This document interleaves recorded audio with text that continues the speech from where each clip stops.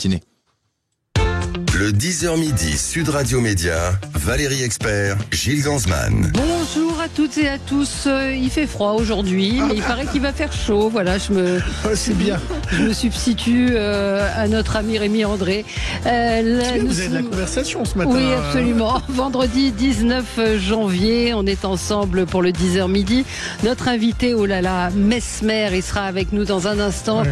J'ai un peu peur. Je ne sais pas si je vais être réceptive. Vous êtes allé voir le spectacle qui est dingue. Le spectacle est dingue. J'ai été hier, je lui en parlerai. Mais j'étais pas réceptif.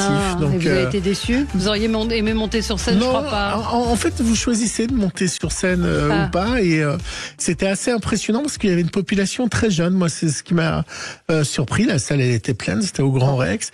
Il y avait beaucoup de monde et beaucoup de monde voulait absolument être hypnotisé. Moi, je trouve ça fascinant. Donc, on va en parler avec lui dans un instant. On l'appelle aussi le fascinateur. Vous savez, son précédent spectacle. Ouais. Donc, non, c'était.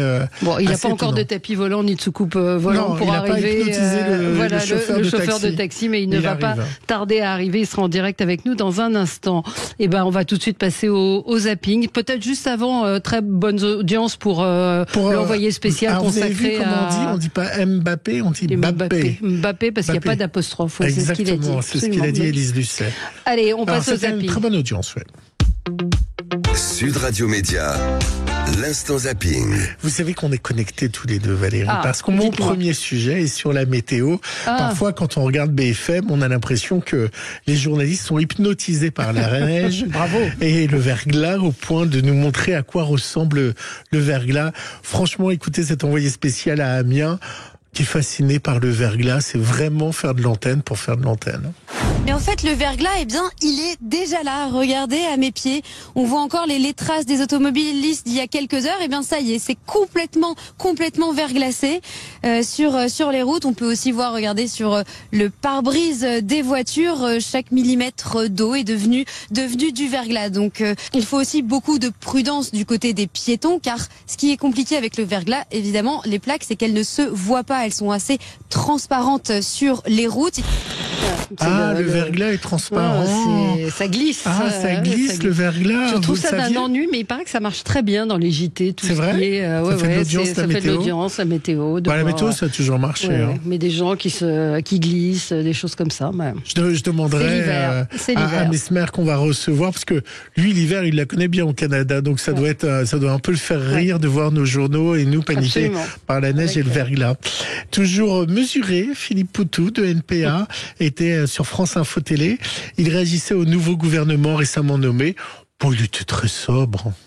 La ministre de la Culture, elle a une certaine popularité, la ministre de la Culture, ça on peut pas le nier. C'est possible, mais là je réponds sur ce que notre ressenti à nous.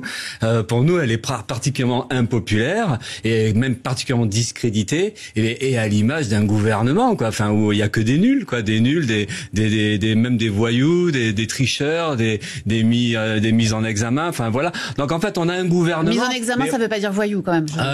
Mais bon, c'est sûr. Mais quand même, il y en a quelques-uns qui sont relaxés, qui pourraient ne pas l'être. Enfin voilà, bon après c'est des histoires de justice et tout ça.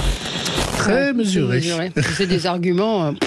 Bon, on continue. Vous cherchez, Vous cherchez, Valérie. Yvan Attal sort un film à suspense au scénario très ficelé. Il était en promo hier dans C'est à vous sur France 5. Il aurait peut-être dû s'abstenir d'y aller. Un coup de dé, un film qui tient en haleine.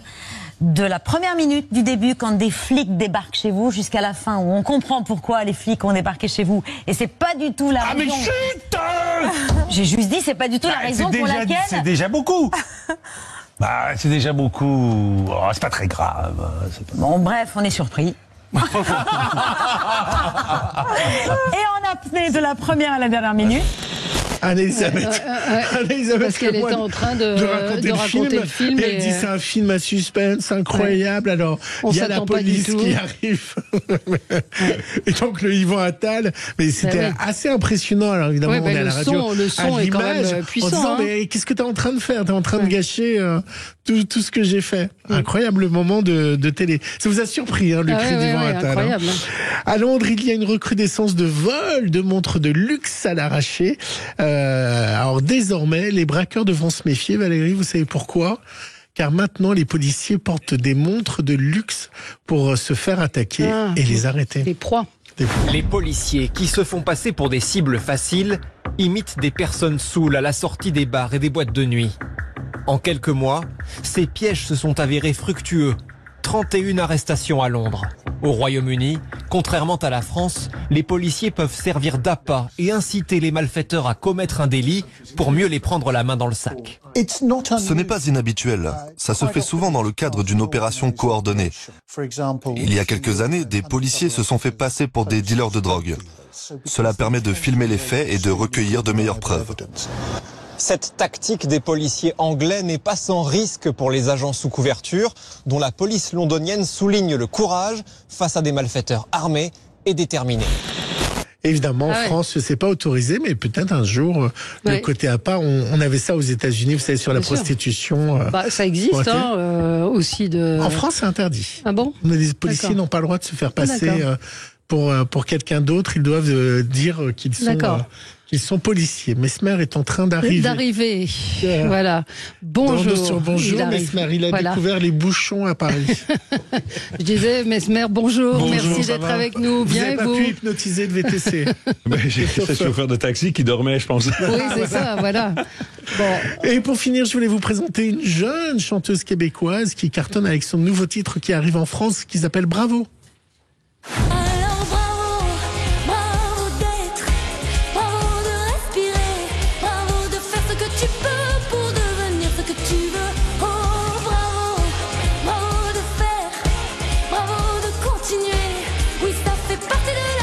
C'est vachement bien, non? Oui, je suis pas sûre qu'on en avait besoin. Vous la connaissez? Quel est son nom? Parce que... Barbara Pravi. Ah non, je connais pas du tout. C'est parce que j'ai piégé Valérie, elle n'aime pas cette chanteuse. Vous voyez, j'ai pas besoin d'hypnose pour la piéger. Vous n'avez même pas besoin d'hypnose. Je vous ai dit, on aurait pu s'en passer. Donc, vous voyez, même en blind test, je ne l'aime pas. C'est son nouveau titre. Ça sert à rien. Ça sert à quoi? Ça sert à quoi, cette musique? Non. Bon, on a eu la chance de recevoir Robert Charlebois il y a quelques semaines. Ça, c'est un vrai artiste. Monsieur Charlebois. Je voulais, dans mon zapping, j'ai parlé du froid et de la neige qui panique les Français. Ça doit vous faire bizarre, à vous qui êtes habitué à la neige. Quel regard vous avez sur les infos? Ça fait quand même 12 ans que je viens ici en France. À chaque année, je vois des épisodes où on a un peu de neige et là, je vois que tous les bouchons arrivent, tout le monde est stoppé sur les autoroutes, tout le monde se met sur le bas-côté. Et mais pourquoi ils arrêtent? On n'est pas équipé pour. Exactement. Vous habitez où? Vous habitez à Montréal? Ouais, je suis à 15 minutes de Montréal, moi sur la rive sud de Montréal. Alors de la neige, on en connaît depuis maintenant plusieurs années, mais ça fait 2 ans là il neige presque plus. Encore là, moi j'habite tout près d'un plan d'eau. La rivière ne gèle pas. Alors il n'y a pas de glace cette année pour aller faire, exemple, de la motoneige là-dessus. Alors il y a un changement qui se passe, on le voit là. C'est fini? Vous auriez pu nous passer une chanson, une vraie chanson. Les Cowboys Fringants. Chanter quelque chose, Les Cowboys Fringants que j'ai découvert moi il y a pas longtemps et qui sont un véritable phénomène au Québec. Ça a été incroyable. Mais est-ce qu'avec l'hypnose on peut faire chanter quelqu'un qui sait pas bien chanter? Disons que je peux pas faire des miracles avec ça. Disons, sur scène, par contre, si vous êtes timide et quand je vous hypnotise, mais sur scène la timidité tombe et là à ce moment-là vous allez pouvoir vous imaginer le plus grand chanteur au monde. Vous allez chanter, vous allez peut-être fausser, mais vous allez penser que vous êtes bon. Alors ça, oui, c'est un moment qui peut être marrant. Je suis venu vous voir. J'étais dans la salle. J'étais très surpris des jeunes qui étaient là. Vous avez un public très jeune. Ça se renouvelle, oui, absolument. Ça se renouvelle et à chaque fois que je demande aux gens qui me découvrent sur scène pour la première fois, pratiquement. Après, la moitié de la salle a levé le doigt. Vous avez démarré par ça. Et alors moi, il y a quelque chose qui s'est passé. Comme on a un peu de temps, je vais le raconter. C'est qu'en fait, les gens ont très envie de monter sur scène. À un moment, il y a un petit test et puis ceux qui ont réussi le test peuvent monter sur scène. Et moi, j'avais 4 personnes devant moi qui étaient super déçues parce que le test n'a pas marché. Et donc, ils se sont dit, on va faire semblant et on va monter sur scène. Donc, les deux sont montés en disant, à nous, ça a super marché. Et donc, ils sont montés et en fait, vous les avez détectés parce qu'après, vous faites d'autres tests sur scène. Je fais d'autres tests sur scène pour éviter ça parce qu'une fois qu'ils sont sur scène, souvent, c'est des gens qui sont très motivés. Ils disent, moi, je vais y aller quand même, je vais y aller quand même. semblant. Mais après, moi, je le vois dans le regard, je le vois dans leur gestuelle, je vois aussi, quand je dis, bon, écoutez, vous avez le rythme cardiaque qui accélère, on le voit, moi, je le vois dans le gestuelle de la personne, si elle est prête à vivre l'expérience de l'hypnose, si ça peut être un bon candidat pour moi à hypnotiser. Mais souvent, j'ai l'embarras du choix. Hein. Vous avez vu combien de personnes qui doivent monter sur scène. Oui. Alors, je vais chercher pour moi les plus sensibles. Quand je passe tout près d'une personne et que je vois déjà la pupille qui est dilatée, le rythme cardiaque qui change, la couleur de peau qui change, il y a des signes physiques qui me disent, OK, celle-là, elle est tout près de vivre l'expérience. C'est physique, on peut le voir physiquement. Vous êtes un chouchou aussi des médias français. Hein. Vous êtes régulièrement invité dans les émissions de télévision. Vous hypnotisez en direct. Et puis là, c'est une grande tournée de promo où tout le monde vous invite. Mais j'ai un bon relationniste de presse aussi, Grégory qui est là. C'est lui qui me fait faire des cernes à tous les matins, des fois. Vous l'hypnotisez pour qu'il appelle les journalistes ou pas? Non, pas du tout. Non, il fait un bon boulot. On peut être un très bon attaché de presse, quelqu'un de Grégory, mais avoir un sujet qui ne part pas forcément. Non, mais avec l'hypnose, on a tellement à dire. Je pense que ça pique la curiosité des gens. Ils veulent tous comprendre. Moi, je voudrais comprendre. Allez, on va en parler dans un instant avec vous, Mesmer. On est ravis de vous recevoir. Et c'est à suivre tout de suite sur Sud Radio. Le 10h midi, Sud Radio Média, Valérie Expert, Gilles Ganzmann. Sud Radio Média, l'invité du jour. L'invité du jour, c'est Mesmer, l'hypnotiseur. Vous mettriez quoi sur votre passeport? Définition du métier, artiste? C'est difficile d'inscrire quelque chose parce que quand je marque hypnotiseur, ils sont tous, mais qu'est-ce que c'est ce métier? Mais c'est quoi ça? C'est vrai? Et là, je me fais poser plein de questions. Alors souvent, je dis comédien ou artiste scénique. C'est ça. C'est plus simple. Mais... Alors, vous êtes à Paris au Grand Rex du 11 janvier, enfin le 11 janvier c'est passé, jusqu'au 21 janvier. Et vous faites une grande tournée en France, Troyes, Limoges, Poitiers, Tours, Angers, Niort, Châteauroux, enfin j'en oublie, Narbonne. On peut aller sur votre site pour trouver les dates. Vous allez 5 juin à Narbonne. Absolument. Donc vous allez partir et revenir? Vous installez en France pendant 6 mois? Je fais des allers-retours. En général, c'est 3 semaines ici. Je retourne chez moi une semaine voir les enfants, la famille. Ensuite, je reviens ici. Alors on fait ça jusqu'à fin juin. Chaque année, c'est ça, c'est à peu près 5 à 6 mois ici en France, 5 à 6 mois aussi au Québec de tournée. Alors moi, c'est comme ça depuis maintenant 12 ans. Alors comment ça vous est venu? On va reprendre à la base, quoi. C'est-à-dire comment on découvre qu'on est hypnotiseur ou qu'on a ce talent. Est-ce que c'est un talent, c'est un don? C'est plutôt un talent parce que c'est pas un don. Hein. Tout le monde peut apprendre à hypnotiser. Je peux vous enseigner l'hypnose en moins d'une demi-heure. Vous allez pouvoir faire des trucs avec des gens. De là maîtriser une foule, par contre, ça, c'est différent. Ou d'être un thérapeute en cabinet aussi, c'est différent. Il y a quand même l'apprentissage là-dedans. Mais j'ai tombé tout jeune dans l'hypnose, moi, à l'âge de 7-8 ans, où j'ai appris l'hypnose avec moi dans des livres, dans les livres que mon grand-papa avait acheté, lui, dans les années 1930. Alors, moi, j'ai eu ces livres-là. C'était mon grimoire. Pour moi, c'était quelque chose de magique. Et j'ai commencé comme ça, à pratiquer avec mes copains de classe et tout. Ma première scène, j'avais 16 ans, autour de ça, où j'ai présenté mon spectacle devant le public. Et par la suite, mais maintenant, je présente le show partout à travers le monde maintenant. C'est devenu un métier à partir de quand? Ça a toujours fait partie de moi, mais vraiment, le nom Mesmer est arrivé en 1995. En 95, j'ai dit, OK, ça me prendrait un nom de scène si je veux faire des grandes scènes. Un nom qui pourrait bien passer aux États-Unis. Il y avait Mesmerize. J'ai dit, Mesmer. Si je vais aux États, Mesmerize, ça va marcher. Et finalement, Mesmerize, Mesmer m'a suivi jusqu'à aujourd'hui. Parce que Éric Normandin, c'est moins vendeur. C'est moins vendeur au niveau scénique. Et voici Éric Normandin. L'hypnotiseur. Alors, j'ai lu récemment que si vous n'aviez pas été hypnotiseur, vous auriez été David Guetta. C'est vrai? Et ça, c'est ce que vous avez pas vu hier quand vous êtes venu dans la deuxième partie, c'est qu'à la toute fin du spectacle, j'ai toujours eu ce fantasme de faire danser les gens avec ma musique. Je voulais être DJ quand j'étais plus jeune et j'ai jamais réussi à avoir une salle où moi je suis le DJ, je fais danser les gens. J'ai toujours eu ce métier d'hypnotiseur de spectacle qui est arrivé. Alors, mais là, j'en profite. J'allie mes deux passions à la fin, le numéro final, je me transforme en DJ et grâce à mon mix musical, j'hypnotise les gens et là, je les emmène dans une finale digne d'Ibiza ou Tomorrowland. Génial. Alors, nous, on a vu une amie dans un précédent spectacle du réalisateur, John, qui n'y croyait pas et qui s'est mis à danser dans la salle. Et John nous a montré la vidéo tout à l'heure. C'était assez impressionnant. C'est ce qui est bien, c'est que les gens arrivent des fois sceptiques. Ils disent, n'y crois pas, j'y crois pas. Ouais. Non, je pense pas qu'ils pourraient arriver à faire ça. Ouais. Et finalement, oui, tout le monde peut vivre l'expérience de l'hypnose. Et des fois, on le fait sans s'en rendre compte. Hein. On rentre dans cette transe, puis finalement, tu sors de là. Hey, attends, il s'est passé un truc, mais qu'est-ce qui s'est passé? Pourquoi je suis ici maintenant? Pourquoi je suis essoufflé comme ça? C'est particulier comment ça peut se passer. Ouais. À un moment dans le spectacle, vous parlez d'une chose assez incroyable.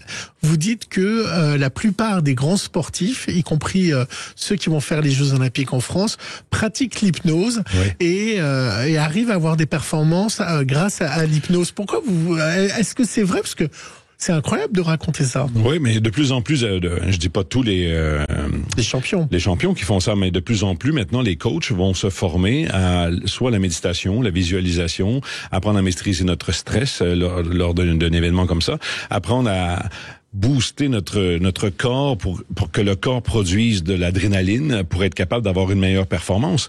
Alors, on parle d'athlètes de haut niveau maintenant qui ont quelques millisecondes des fois à améliorer ou une précision encore plus avoir une meilleure précision dans tel ou tel mouvement dans l'exécution. Alors, il y a rien de mieux que de l'hypnose, la visualisation ou la sophrologie par exemple pour nous aider à focusser et enclencher les phénomènes dans notre cerveau pour être capable de... Je peux grâce à l'hypnose sortir plus d'adrénaline dans mon corps. Exactement. Et donc améliorer ma performance. Oui, exemple, sous hypnose, moi j'ai déjà fait quelques tests à quelques reprises. Exemple, si je vous dis de faire des pompes, peut-être qu'après 10 pompes, vous allez arrêter, mais sous hypnose, vous allez en faire peut-être 25, 30. Vous venez chez moi? Mais ça marche. Oui. Et ça marche réellement très bien. Et ça marche, vous, est-ce que vous faites des consultations ou pas du tout? Sur des gens qui... mais vous l'avez fait pour arrêter de fumer ou pour réguler? Fait tout ça. J'ai fait tout ça. Et à l'époque, moi, je vous dis, j'ai eu un cabinet fin 90, début 2000, et les gens venaient me voir en dernier recours. Souvent, l'hypnose était mal perçue. Alors, ils me disaient, finalement, j'ai rien à perdre. Je vais essayer un hypnotiseur. Et là, les gens arrivent, des fois, c'est trop tard, et ça avait pas une bonne presse. Alors, je me suis donné comme mandat de faire connaître l'hypnose. Et il n'y a rien de mieux qu'un spectacle où on va s'amuser, où on va rire, où on va attirer un public. Puis une fois qu'ils sont dans la salle, on démontre la puissance de l'hypnose. Et là, ils ressortent de là en disant, écoute, ça pourrait peut-être m'aider. Et c'est ce qui fait qu'aujourd'hui, on voit de plus en plus de cabinets qui s'ouvrent, des médecins qui se forment à l'hypnose parce que le public qui voit un show d'hypnose après veulent avoir une thérapie, sûr. Puis ils se disent, écoute, Mesmer pourrait peut-être m'aider. Moi, je peux pas, mais il y en a d'autres autour qui font de la thérapie maintenant. On a vu sur je crois que c'est sur Lyon, dans les 10 ans, on avait des statistiques, là, mais en 10 ans que je suis arrivé ici en France, on a vu qu'en 10 ans, il y a environ... on partait de peut-être une trentaine d'hypnothérapeutes. Nous sommes rendus au-delà de 200 cabinets seulement sur Lyon en 10 ans. Alors, je pense que le travail que je fais sur scène, à populariser ça. Et c'est ce qui fait que là, je suis heureux de ça parce que je vois que les gens comprennent que notre cerveau, c'est puissant et on peut faire de grandes choses. Est-ce que vous auto-hypnotisez vous-même? Oui, je l'ai fait. Je fais de l'auto-hypnose pour récupérer du sommeil, par exemple, rapidement. Parce que 15 minutes d'hypnose équivalent à environ à 3 heures de sommeil. Alors, quand tu fais un cycle comme ça, rapidement, tu as récupéré 3 heures. Et j'ai fait ça aujourd'hui. Oui, ce que j'allais vous dire, parce que vous avez eu un spectacle, un show qui est quand même physique, qui finit tard, et vous êtes là ce matin. Je me suis couché à 4 heures du mat. Je me suis levé à 8 heures, mais frais et dispo. C'est une question de conditionnement. Ça s'apprend, ça. Et éventuellement, je vais faire un séminaire. Là. Ça fait plusieurs années que les gens me demandent ça. Je vais faire des séminaires sur un week-end où je vais former les gens à maîtriser leur subconscient tout en restant conscient d'être là. On a un coffre d'outils incroyable dans notre cerveau et tous les outils nécessaires sont là pour améliorer notre santé. Alors, je vais être là dans un séminaire d'un week-end où vous allez apprendre à faire ça vous-même. Ouais. Mais tout le monde est réceptif, c'est toujours la question qu'on se pose. Enfin, on le voit dans la salle, tout le monde ne réagit pas, mais tout le monde a un potentiel d'être sensible à l'hypnose. Oui, absolument. C'est le temps, la technique qui va faire la différence. Et éventuellement, peut-être qu'une fois, lorsque vous venez à mon spectacle, si ça n'a pas fonctionné avec vous, peut-être que la prochaine fois, c'est vous mon meilleur sujet, parce qu'on va réussir à se synchroniser synchroniser, se connecter, entre guillemets, et à ce moment-là, mais les réactions vont arriver plus rapidement. Souvent, c'est la crainte de l'inconnu qui nous empêche de se laisser aller, de dire écoute, moi j'ai peur de ce qui va arriver. Et là, lorsqu'on a peur, c'est là qu'il est le plus dangereux de ne pas vivre l'expérience. Mais un sceptique, par exemple, qui arrive dans ma salle, qui dit moi j'y crois pas, c'est des conneries. Mais lui, il n'a pas de barrière, il n'a pas peur. Et à ce moment-là, c'est avec eux, avec qui ça va fonctionner de mieux, parce qu'ils n'ont aucune barrière. Ils se disent c'est des conneries, j'y crois pas. Puis paf, finalement, ils se font avoir. Attention à ceux qui disent j'y vais, mais je me ferai pas avoir. Brigitte, une auditrice, j'ai une vidéo de ma fille faisant du air guitare à un spectacle de Mesmer alors qu'elle n'y croyait pas du tout. Ah oui. C'est assez fou. Brigitte, elle demande comment vont Bel Air Maggie, c'est ça? Magie. Et Bel Air Magie et Soleil. Oui, c'est mes filles ça qui sont sur scène. Mais là, lorsqu'on est à Paris pendant 2-3 semaines comme ça, la famille vient. Ma femme, c'est mon assistante principale sur scène et mes deux filles, là, elles ont 6 ans et 3 ans. Elles viennent faire un petit numéro pendant le spectacle. Alors tu l'as manqué, c'est en deuxième partie de la soirée. Et elles font quoi? Je peux pas le dire, c'est un numéro assez marquant dans le spectacle. 6 ans et 3 ans. Oui. Et elles sont réceptives? Elles sont réceptives. J'ai pas tenté de les hypnotiser encore, mais je sais que ma plus grande, de 6 ans, sur un plateau de télé, lorsqu'elle avait 2 ans, elle est venue hypnotiser des gens. Est-ce que des malfaiteurs pourraient apprendre l'hypnose pour voler des bijoux? Il y a toujours les questions. Non, mais t'as raison. Bijoux, voler de l'argent. Disons que lorsqu'on peut hypnotiser une personne, comme moi, là, je peux parler avec vous puis vous faire entrer en transe, par exemple. Et après, une fois en transe, je pourrais vous dire, allez dévaliser la banque tout près ici, faites un hold-up, par exemple. Vous allez vous rendre jusque-là. Mais rendu devant la porte, vous allez bloquer. Parce que finalement, vous allez dire, votre inconscient, là, il est là, il va vous parler. Il va dire, non, fais pas ça, c'est pas toi, ça, c'est pas ta nature. Non, mais j'étais plus pervers que ça. C'est-à-dire, aller voir une caissière, l'hypnotiser et lui dire, donne-moi l'argent de la caisse. Comme je vous dis... elle le fera pas. Oui, parce que c'est pas son argent, elle. Peut-être qu'elle va le faire. Peut-être qu'elle va se dire, je m'en fous, c'est pas mon argent, je lui donne et tout ça. Ah, d'accord. Mais c'est impossible de faire oublier ça. Alors, quand vous allez sortir, exemple, de la boutique ou du magasin, elle va dire, attends, mais il vient de se passer un truc, là. Attends, non. Et là, les policiers vont vous retrouver assez rapidement. Mais si je dis à une personne, par exemple, sous hypnose, jetez-vous par la fenêtre, OK, d'un building de 10 étages. Votre autoprotection est là. Votre instinct va vous dire, non, réveille-toi. Et là, vous allez remonter au conscient par vous-même. Ça va vous protéger de vous-même et de l'environnement, même dans un état d'hypnose. Alors, on peut pas dépasser les limites d'une personne qui vit l'expérience de l'hypnose, ses propres valeurs et tout ça. Elle va bloquer cette personne-là. Ça veut dire qu'il y a un consentement, alors, finalement. Parce que je me suis posé la question à un moment dans la première partie. Non, mais c'est vrai, vous faites monter les gens les uns sur les autres. Oui. Mais comme on est à une époque MeToo, machin, je me suis dit que c'était osé et que des gens pourraient critiquer ça, en fait. Moi, je le vois sur scène quand ça va trop loin pour la personne, exemple qu'elle ne veut pas toucher à l'autre personne, mais quand je lui dis allez-y, approchez-vous, protégez-vous, exemple d'un truc, je dirais pas c'est quoi, mais allez, protégez-vous, allez-y, faites monter un sur vous, là, ça. Et il y a des gens qui n'y vont pas, ils bloquent, ils ne bougent pas sur scène. Et là, même si je tente à plusieurs reprises de dire allez-y, approchez-vous, collez-vous sur l'autre.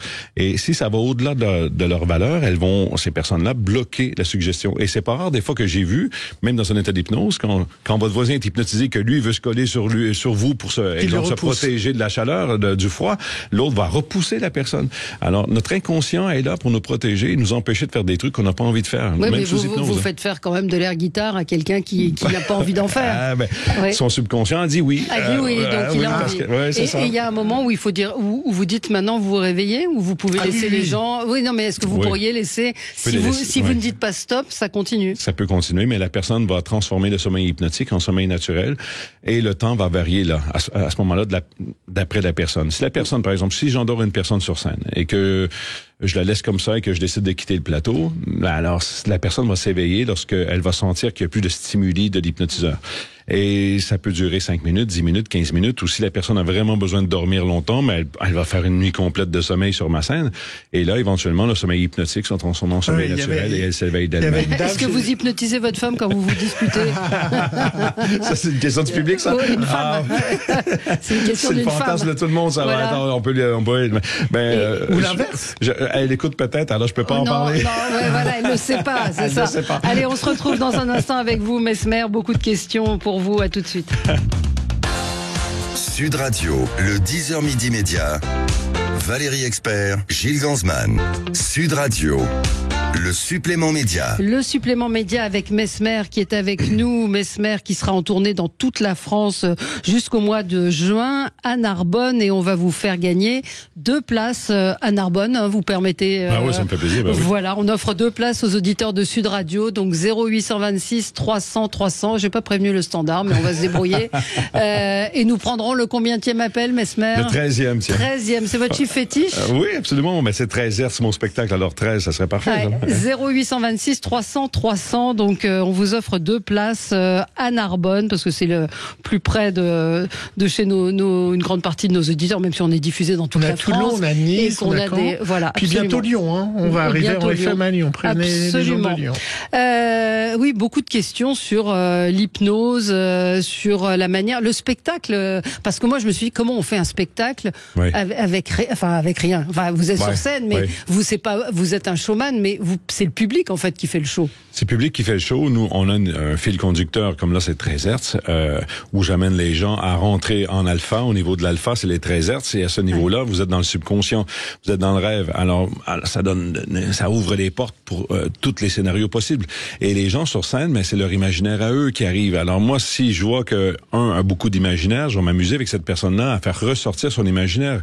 Et c'est ce qui fait que le show va évoluer soir après soir comme ça. On a un fil conducteur qui est là, mais chaque numéro a une porte de sortie, et par la suite, on ramène la personne dans la mise en scène ou les personnes dans la mise en scène par la suite pour continuer le spectacle. Alors, moi, je suis habitué d'improviser avec ce qui se passe aussi sur scène. Alors, j'aime quand ça arrive, ça, quand je suis déstabilisé ou que les gens vont dans leur subconscient, qu'ils sortent un truc, et je me dis, mais il est allé chercher ça où? C'est incroyable. Mais il y a eu quelque chose de formidable, sans révéler les choses, il faut que les gens viennent vous voir. Un moment, dans la mise en scène, il y a un accouchement. Oui. Et hier soir, la personne, donc il fait accoucher un homme qui est avec un autre homme, et l'autre homme s'était évanoui au moment de l'accouchement, comme s'il assistait à l'accouchement. Et on l'a vu, alors, mais il était loin, et vous l'avez pas vu, parce que vous avez entendu le boom à un moment, donc ça y est, le bébé sort. Ah oui, le type est tombé dans extraordinaire. Ah, ça, c'est des moments marquants, ça, qui arrivent dans le spectacle. C'était incroyable. Et oui, mais et ça arrive quand même plus régulièrement qu'on pense, parce que imaginez, on a vu ça souvent dans les films où le mec derrière qui assiste sa femme qui tombe dans les pommes. Alors c'est dans l'inconscient collectif. Alors c'est pas rare que ça arrive quand j'hypnotise la personne, que je lui dis tu vas aider ta femme à coucher. Voilà. Mais finalement, lui, quand il voit le bébé, il tombe dans les pommes parce qu'il a sûrement vu un film où il a vu ça. Alors ça se reproduit. C'est ce qui doit se passer. On peut faire un petit test ou pas? Ou oui, absolument. On peut faire un test de réceptivité, même avec les auditeurs qui nous écoutent, ils peuvent l'essayer à la maison. Si vous êtes en voiture, ne faites pas le test. Non. Ni dans un bus, par exemple, si vous m'écoutez dans un bus où vous allez manquer votre allée, votre arrêt. Alors, si vous êtes au bureau, ça va. Si vous êtes à la maison, ça va. Restez bien assis. On va commencer un test de réceptivité, d'accord? Alors, premièrement, vous décroisez les jambes et placez les 2 pieds bien à plat au sol, d'accord? Pour ceux qui peuvent le faire. Et vous allez placer les 2 mains jointes ensemble, les 2 paumes de main collées ensemble, là, comme si on faisait une prière, d'accord? Avec les doigts qui sont repliés un sur l'autre. Et par la suite, on déplie seulement les 2 index. Les 2 index qui pointent en direction du plafond. Les index, c'est les premiers tout près des pouces. Non, oui. Déjà, il est sous hypnose, il cherche les index. Alors, on place les 2 index comme ça qui pointent vers le plafond. On ouvre les doigts. On fait un espace de 1 cm entre les 2 doigts. Ouvrez les doigts, là, 1 cm d'espace. Fixez l'espace qu'il y a entre les doigts. Fixez bien cet espace. Fixez le vide. Écoutez ma voix. Vous entendez ma voix. Maintenant que vous voyez le bout de vos doigts, regardez, je vais commencer à pousser sur vos 2 doigts. Ils vont se rapprocher. Maintenant, regardez vos doigts qui se rapprochent et se collent. Et se collent encore de plus en plus, de mieux en mieux, de plus en plus collés, de plus en plus soudés. Regardez vos doigts qui se rapprochent encore plus fort, de plus en plus collés. Même si vous résistez, regardez bien vos doigts qui se rapprochent et se collent. Et au compte de 3, vos doigts resteront coincés ensemble, peu importe ce qui se passe. C'est tant que je vous dirais pas le contraire. Alors avec le 1, vos doigts collent maintenant. Avec le 2, de plus en plus collés, soudés, vos doigts ne bougent plus. Et avec le 3, c'est impossible de les séparer. Peu importe ce qui se passe, c'est tant que je vous dirais pas le contraire. Vous pouvez tenter de séparer les doigts, mais ça ne bouge plus. Coincé dans cette position. Allez-y, forcez, tentez de les séparer, mais ça ne bouge plus. Alors, et voilà, coincé, collé, soudé. Et vous avez de la difficulté à les séparer. Alors attention, pour ceux qui sont encore coincés à la maison, vous allez pouvoir les séparer facilement, aisément avec le 1, le 2 et le 3. Allez, on peut séparer les doigts pour ceux qui sont collés à la maison. On a vu ici vos doigts qui se sont rapprochés quand même. Hein? On a vu les doigts se sont rapprochés, mais moi j'ai pas collé non plus. Donc, on a... ici, on l'a vu aussi. Voilà. Bon. Alors, absolument. ici, ça prendrait légèrement plus de temps avec vous pour vous emmener à vivre l'expérience, peut-être dans un cadre différent à la radio, au micro, comme ça, on pense à ce qui se passe, on pense au temps qui arrive, on pense à continuer l'interview, alors ça nous ramène à la conscience. Moi, mon but, c'est de stimuler l'inconscient à 13 Hertz et après ça, vous faire vivre l'expérience. 13 Hertz, c'est quoi? C'est les fréquences de votre voix? Non, du cerveau. Du cerveau, d'accord. Lorsqu'on est conscient, on est à 21 Hertz. On intellectualise, on analyse, nous sommes à 21 Hertz. Et lorsqu'on met notre tête sur l'oreiller, on commence la descente vers les 13 Hertz, qui est l'alpha, qui est le rêve, la détente, la relaxation. Et par la suite, on peut continuer jusqu'à 7 Hertz, qui est au niveau θ, et on continue ainsi de suite jusqu'au niveau delta. Et on remonte vers la conscience par la suite. Et ça, c'est un cycle de sommeil qui dure 1h30. Et, alors moi, je voulais demander si dans l'hypnose, le phrasé est important. Je ne sais pas si vous avez connu, dans les années 70, c'est lui qui a un peu importé l'hypnose en France, Dominique Webb. J'ai entendu parler de lui. J'ai pas eu la chance de le voir. Qui avait des yeux incroyables, qui avait des yeux et qui faisait tout un spectacle. J'ai retrouvé une émission des Carpentiers, c'était dans les années 75. J'ai vu des vidéos de ça où on le voit avec ses gros yeux, avec le... Exactement. Vous vous souvenez, Valérie, de Dominique Webb? C'était avec Coluche et écoutez bien son phrasé et vous me répondrez après. Okay. Vos paupières se font plus lourdes encore que du plomb. Elles vont se clore, se coller, hermétiquement closes. Vous ne pouvez pas résister à cette torpeur qui vous envahit. Vous dormez et vos muscles se tendent, rigides. Les bras, les jambes, tous les muscles de votre corps sont tendus, tendus à l'extrême. Vous ne pouvez pas fléchir. Placez-la ici. Il vous est impossible de fléchir. Tous les muscles de votre corps se tendent, tendus, rigides. C'est important cette chose-là. Alors lui, il en faisait des tonnes à l'époque. Ouais, c'était le style de l'époque des hypnotiseurs où on était pratiquement des gourous. On disait vous allez dormir. Oui, c'est ça. Lui, il faisait plein de gestes devant avec la main. Ouais, mais c'est ça. C'est un peu de créer la fascination aussi chez la personne. Il y a des techniques comme ça qui, c'est une technique différente. Ça, c'était son style à lui. Maintenant, ça a évolué beaucoup. On est plus dans l'humour, on est plus dans le côté moins mystérieux, moins prise de contrôle. Bref, oui, c'était différent à l'époque. Et heureusement que ça a évolué. Et la rapidité aussi. Ça, je suis une des personnes qui a réussi à amener l'hypnose d'induction très rapide chez les personnes, rapidement. Alors, en moins de 5 secondes, paf, vous tombez dans un état second. Et ça, j'ai été un des premiers à amener ça, moi. On les voit sur scène, vous les touchez. Alors, il y en a d'autres. Il y a Fabien Olicard, il y a un de nos auditeurs qui dit j'aimerais bien vous voir sur scène avec lui. Vous vous connaissez entre vous? Oui, on se connaît. Fabien, c'est un mentaliste, vulgarisateur aussi. Oui, on se connaît. Vous n'avez pas la même manière de travailler, ni les mêmes compétences. Non, pas du tout. Pas du tout. Lui, il travaille au niveau du mentalisme. Alors, il fait de l'illusion différente. Alors ça, c'est bien. Moi, c'est le public qui est dans un état d'hypnose, qui fait la mise en scène, qui travaille à créer le punch sur scène avec leur imaginaire. Fabien, lui, a créé des punchs avec son talent, lui aussi, de mentaliste. Alors, on a deux styles différents et peut-être que combiner un show tous les deux, on pourrait arriver à faire un style de show qui ne s'est jamais vu aussi. Arriver à mélanger mentalisme et l'hypnose avec une personne sous hypnose qui est mentalisée par Fabien. Alors bref, ça pourrait faire quelque chose. On vous a connu grâce à Arthur qui vous a popularisé en France et ses émissions, même si au départ on se posait plein de questions. La seule chose qui est assez incroyable dans cette émission, c'est que vous n'avez jamais hypnotisé Arthur. Ça veut dire qu'il a refusé? Moi, je l'ai déjà fait avec Arthur, mais pas à l'antenne. Non, pas à l'antenne. Pas à l'antenne. Pas à l'antenne. Parce qu'il voulait garder la maîtrise. Non, mais quand je l'ai fait, c'est que premièrement, je l'ai hypnotisé une fois à l'antenne. La première fois qu'il m'a reçu, c'était dans Les Enfants de la télé. Ah, d'accord, mais pas dans l'émission. Ouais, j'avais hypnotisé Nagui, qui était là, qui a fait une catalepsie. Et Arthur, tout le monde, le public disait, Arthur, essaie-le. Et finalement, j'ai hypnotisé Arthur sur son pupitre, les doigts collés, tout ça, je l'ai fait tomber. Et c'est là, dans cet état de transe, qu'il y a eu l'idée, écoute, on fait une émission avec Mesmer là-dessus, ça va marcher et tout ça. Et par la suite, j'ai hypnotisé Arthur dans quelques exemples, entre deux émissions où il se sentait un peu fatigué. Il dit, écoute, tu pourrais me donner un petit boost d'énergie? Ah oui, alors j'ai travaillé avec lui pour le faire un power nap comme ça dans 15 minutes, récupérer 3 heures. J'ai fait ça avec lui. Alors il était frais et dispo pour continuer un autre tournage par la suite. Vous êtes moins cher que la cocaïne. Oui, absolument. Surtout plus bénéfique pour la santé. Oui, c'est ça. Et puis, puisque vous parliez de Nagui, il y a eu un moment assez incroyable il y a quelques années avec le comique Gérald Dahan. Tout le monde connaît là. Vous vous souvenez de cet extrait? Oui, Gérald que j'avais hypnotisé Vous connaissez tous la Java de Broadway. Et donc, pour rigoler, Nagui a dit on va changer Broadway en Morano. La Java de Morano, parce qu'à l'époque, Nadine Morano avait fait tout un show. Ça avait donné ça sur France 2. Gérald, maintenant, le mot Broadway n'existe plus pour vous. Pour vous, ça sera Morano. Quand on fait la Java le samedi à Morano, ça suit comme un bedon. On se défonce, on y va, pas besoin de Beaujolais. Quand on a du Bourbon, c'est peut-être pas la vraie. La Java de Morano. Qu'est-ce qui se passe dans la tête à ce moment-là? Le mot est remplacé. Le mot est remplacé directement par Morano. Alors, pour cette personne-là, même si elle le voit sur un prompteur, elle voit les paroles, mais dans sa tête, il va lire Morano, même s'il voit Broadway. C'est extraordinaire. C'est extraordinaire. On réussit à faire ce déclic. Exemple, si je vous dis, dans l'alphabet, la lettre A n'existe plus, que je vous demande d'épeler maman, ça va être M-M-N, parce que le A n'existe plus. Si je vous dis que le 7 n'existe plus dans votre esprit, si je vous dis 4 plus 2, 6, 4 plus 4, 8, 4 plus 3, il y a un blocage qui va arriver. Le 7 n'existe plus pour vous. Alors oui, on peut travailler sur le subconscient comme ça pour réussir à créer des ancrages ou vraiment enlever des trucs de notre connaissance générale. Je vous mets à l'entrée d'un bureau de vote, tu vas voter Macron. Non, mais c'est une vraie question. Excusez-moi, j'ai des questions un peu tendues. Mais les auditeurs se la posent aussi. Est-ce que vous pouvez hypnotiser le président de la République? Est-ce que c'est pas lui qui nous hypnotise?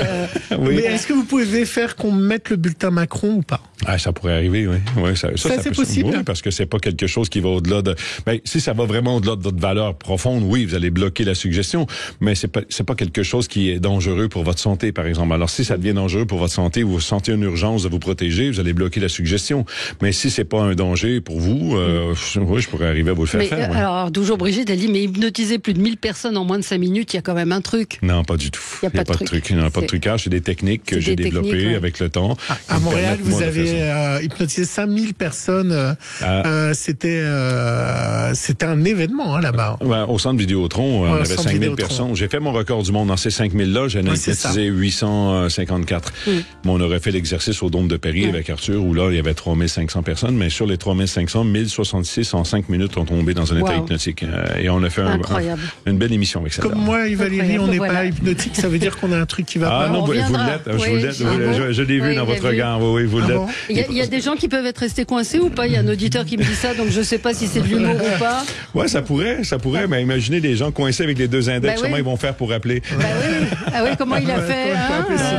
Comment vous avez fait pour... Oui, il me dit je parle à Siri. Si vous êtes encore coincé, pas de panique. Ça va revenir normal dans les prochaines minutes. Faites-vous-en pas. Pensez à autre chose, tout va se déclencher. Merci à vous. Merci Mesmer. Allez le voir. Il est à Paris au Grand Rex jusqu'au 21 janvier et puis partout en France. Vous trouverez les dates sur son site. Merci d'avoir été avec nous, Mesmer. On était ravis de vous recevoir. À tout de suite pour les débats. Merci. À suivre sur Sud Radio, mettez-vous d'accord, Valérie Expert.